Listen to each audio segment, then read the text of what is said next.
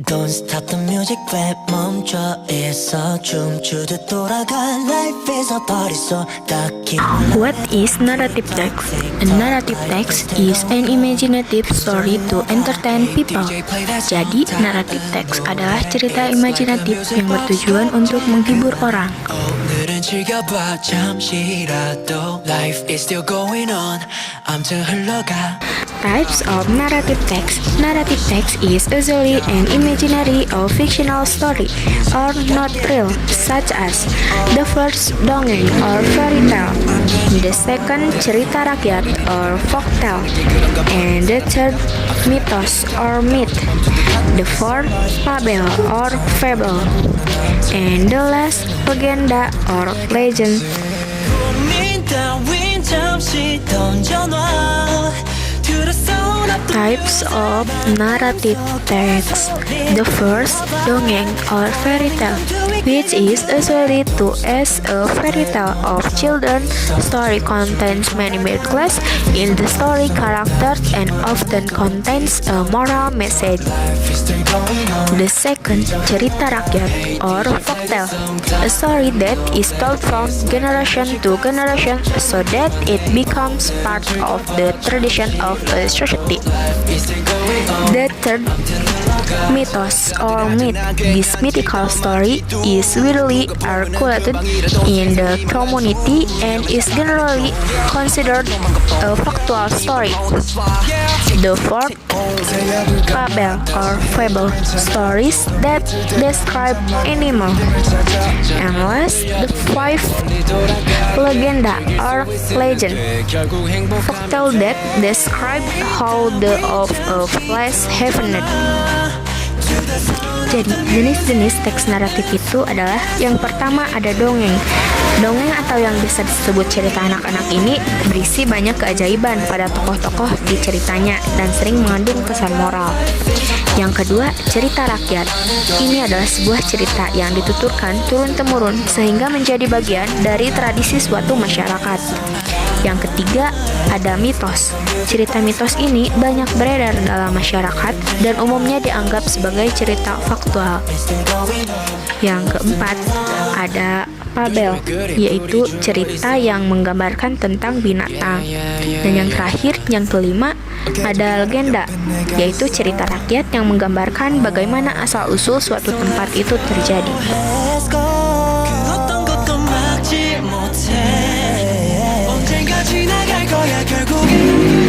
The social function of the purpose. The social function and the purpose of the narrative text is to amuse or entertain the reader with a story. Jadi, fungsi dan tujuan sosial dari teks naratif ini adalah untuk menghibur atau menghibur pembaca dengan sebuah cerita.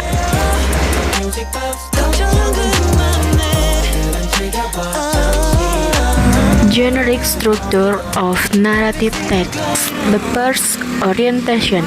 Orientation, are commonly called the introduction, contains about who, the characters, when, where a story set. The second, complication. Complication tells the beginning of the problem that causes the fix of the problem or what is commonly called the climax.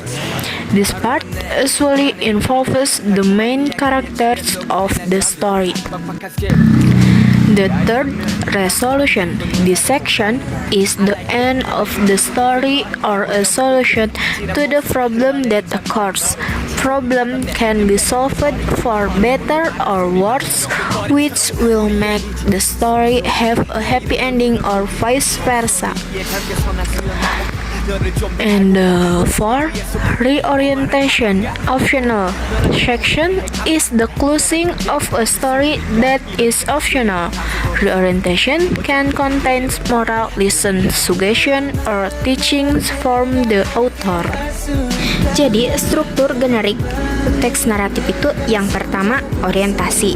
Orientasi atau biasa disebut pendahuluan ini berisi tentang siapa, tokoh, kapan, dan di mana sebuah cerita berlatar. Yang kedua, komplikasi. Komplikasi ini menceritakan awal masalah yang menyebabkan puncak masalah atau biasa disebut klimaks.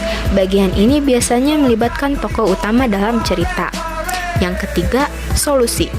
Bagian ini merupakan akhir dari cerita atau solusi dari masalah yang terjadi. Masalah dapat diselesaikan dengan baik atau buruk yang akan membuat cerita memiliki akhir yang bahagia atau sebaliknya. Yang keempat, reorientation.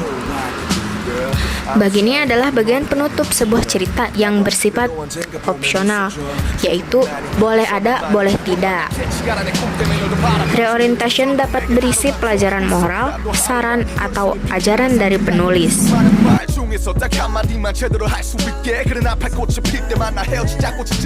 Linguistic features of narrative text. The first, verb in the past tense. For example, they live in village. He was a poor farmer.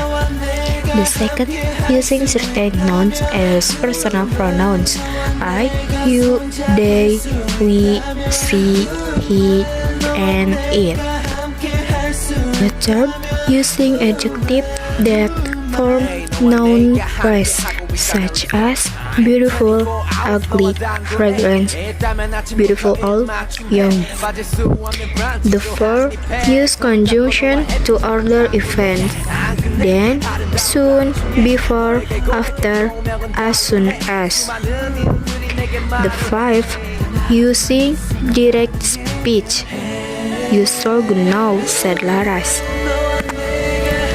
The sixth, using indirect speech.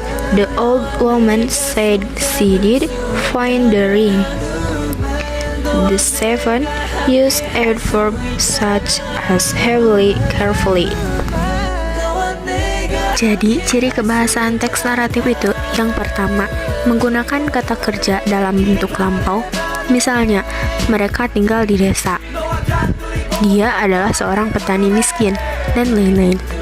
Yang kedua, menggunakan kata benda tertentu sebagai kata ganti orang. Seperti aku, kamu, mereka, kita, dia, dan itu. Yang ketiga, menggunakan kata sifat yang membentuk noun phrase seperti cantik, buruk rupa, harum, cantik tua, muda. Yang keempat, menggunakan kata penghubung untuk mengurutkan kejadian seperti lalu, segera, sebelum, sesudah, dan lain-lain. Yang kelima, menggunakan ucapan langsung. Contohnya, kamu harus pergi sekarang, kata Laras. Yang keenam, menggunakan ucapan tidak langsung. Contohnya, wanita tua itu berkata bahwa dia tidak mempermasalahkan cincin itu. Dan yang terakhir, menggunakan kata keterangan seperti bahagia, hati-hati, dan lain-lain.